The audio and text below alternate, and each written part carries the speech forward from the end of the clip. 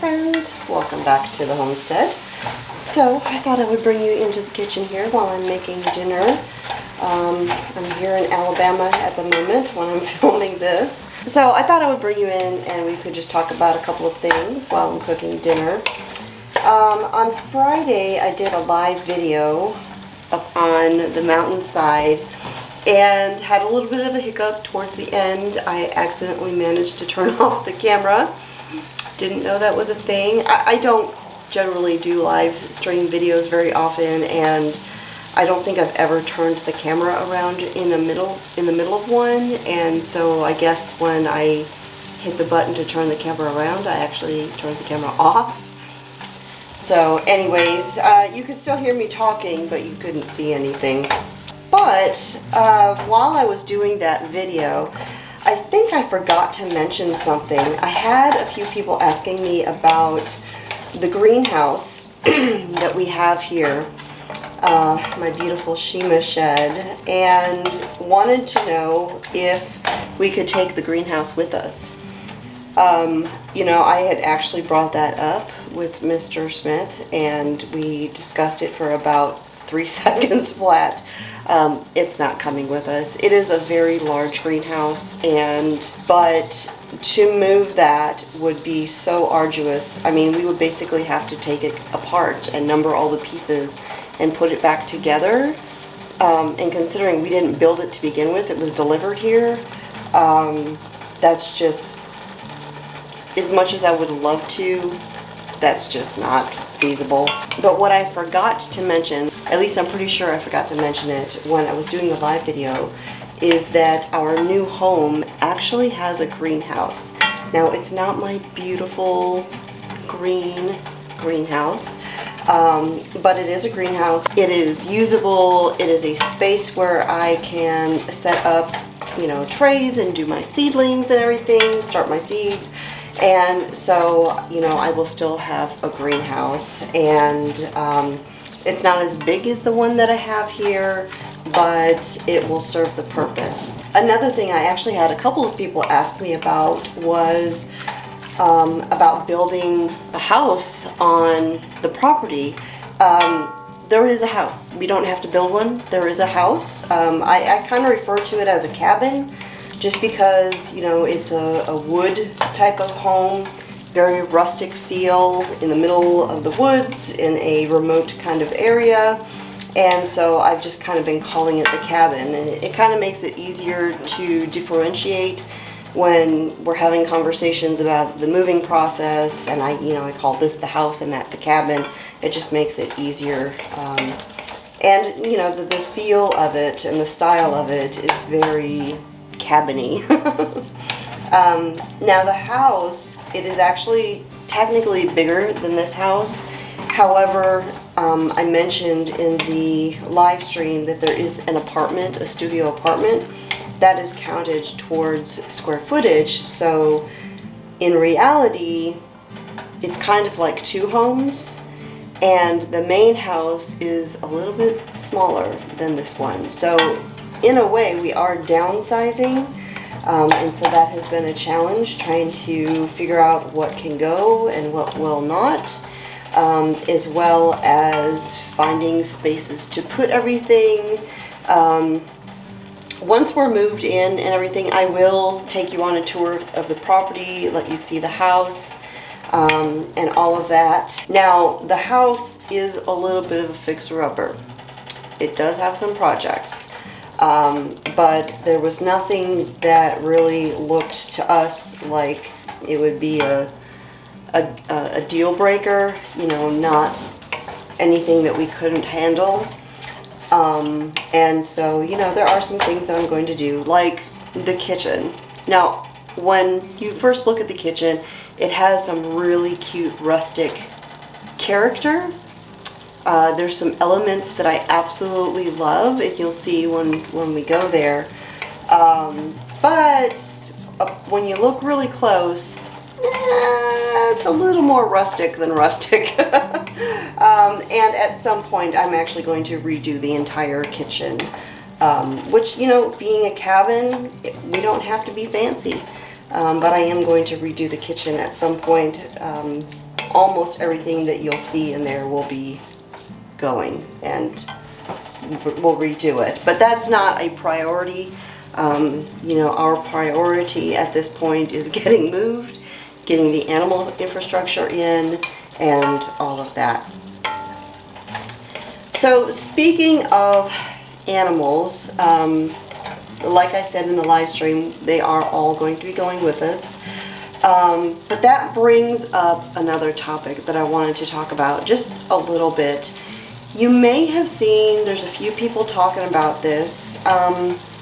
Apparently there's been some sort of thing going on with chicken feed all across the country.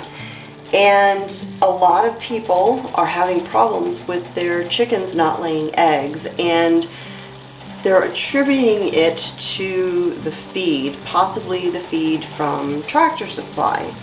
Now, I don't know all the details. I don't get my feed from Tractor Supply. I get my feed from a local company that grows and manufactures all the feed right here in Alabama. Of course, when we move, I'll have to find somebody else. But all of our animals are fed with local feed. Now, it is the middle of winter, and did our chicken egg production dwindle? Absolutely. But, I mean, we are still getting eggs. But in the winter time, it is normal for egg production to decrease, especially when it's really, really cold, because a chicken's body only has so much energy, and when it's super, super cold, their body is using its energy to keep warm. And if they just had a hard molt, they're also having to grow new feathers. So when chickens are going through a molt, they shed the bunch of feathers, they gotta grow new feathers, their body's using the energy to grow the feathers. Then when it gets cold, they're using their energy to stay warm. Another factor is the sunlight. Chickens need a certain amount of sunlight to really produce eggs fully to their fullest capability. And so in the winter time, there's just not a lot of light, and that's another factor that goes into egg numbers going down. Now, depending upon the age of your chickens, the breed of your chickens, you know, they just might not be great layers in the winter time. And so that's another factor that can play a part. That said, do I think it's impossible that there's something going on with the feed? No. I mean, I think we are all intelligent enough to know that big business can have a tendency to overstep. So is it even unreasonable to think that, you know, something could be going on with the feed? You know, even if it isn't something nefarious going on, we know there's supply chain issues. We know all sorts of things. And I mean, there's medications people can't get. There's all sorts of things happening. I mean, have you looked at the grocery store lately? There's a lot of things that we can't get. And it is logical to think that a feed company may not be producing the feed at the same quality that they've been doing in the past. I don't think it's unreasonable to think that a feed company could be skimping on the ingredients. It has happened in the past, but with some food companies, you know, animal feed companies, and so I would not put it past a company to do that. That's just being logical. And I'm pretty sure that whoever makes the feed brands at Tractor Supply probably make different brands as well. I mean, when you buy your store brand stuff at the grocery store, it's not made by the grocery store. There's usually a company who makes other brands as well, and it's just contracted to make it under the store brand name. And so I wouldn't be surprised if there's a bunch of brands that are affected by this, if it is something with the feed and it's one particular company that's making all of it. So yeah, you know, I don't know. Could it be a conspiracy? Of course it could. Do I think it is? I don't know. I don't have enough data. I don't have the facts to make that assumption or come to that conclusion. But I do know that winter is hard on eggs. That's why for eons people have figured out ways to preserve eggs through the winter, because there's always less eggs in the wintertime. Whether it's, lime or freeze drying or, water glassing or whatever it is, people have always looked for a way to preserve eggs when they're bountiful for the scarce time in the winter when they're not. But if you are concerned at all about the feed for your chickens, we actually do give them feed, but we don't give them very much because our chickens free roam. They have access to everything. They're going to eat pretty much everything that they find. Bugs, lizards, mice, frogs. We've seen our chickens eat all of those things. Moles, voles, you name it. If they can catch it, they're going to eat it.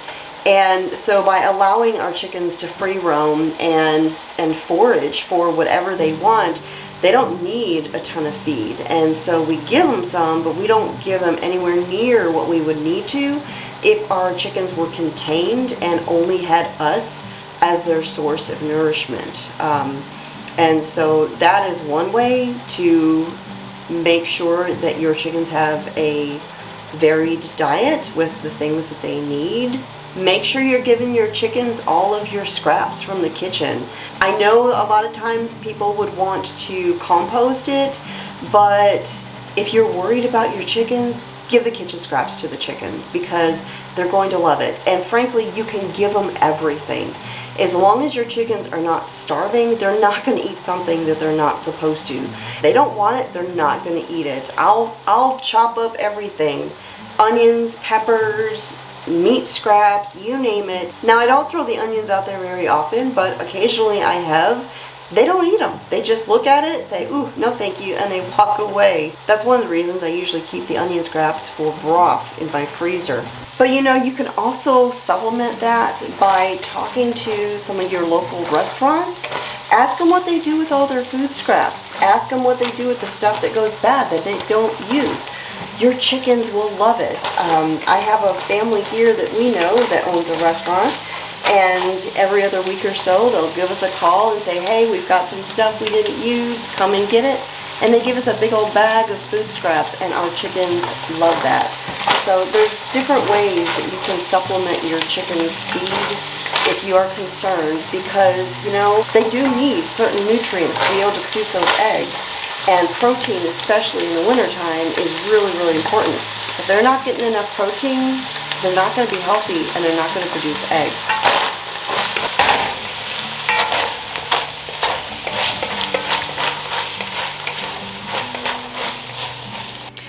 One of the reasons that I wanted to raise Icelandic chickens is because they are excellent foragers. Now, of course, if I'm throwing feed out there, yeah, they're going to eat it, because what animal doesn't want a free meal? But if something were to happen and we were not able to bring in supplemental feed, and all they had were the kitchen scraps that we threw out there and what they could find out there in the yard or the pasture or what have you, they would actually function just fine because they are just really, really good at that. And so that's, like I said, one of the reasons I wanted to raise them. So if you are concerned about being able to feed your chickens or what you're feeding your chickens, maybe look into breeds that are known for being very good foragers. There are breeds that have that listed as a trait, and so that would be another way to make sure that your chicken flock is sustainable on your property. There may come a point where we aren't able to go to the store and buy feed, and we need to think about these things. Make sure that you have something in place that you'll be able to provide for your animals. I mean, it's a lot to think about, and this world is just, we can't rely upon the things that we've relied upon in the past. And I'm one of those people, I often think of the worst case scenarios and what would go wrong in most situations. Do I always act on it? No, not always, but I think about it a lot. So I don't know. I don't know if there's something going on with the chicken feed. Would I put it past people? Nope, wouldn't put it past anybody. Because, you know, like the Bible says, the love of money is the root of all evil. People will do all sorts of things just to line their pockets. But whether that's happening or not, I don't know. Maybe one of these days it'll come out and then we will know.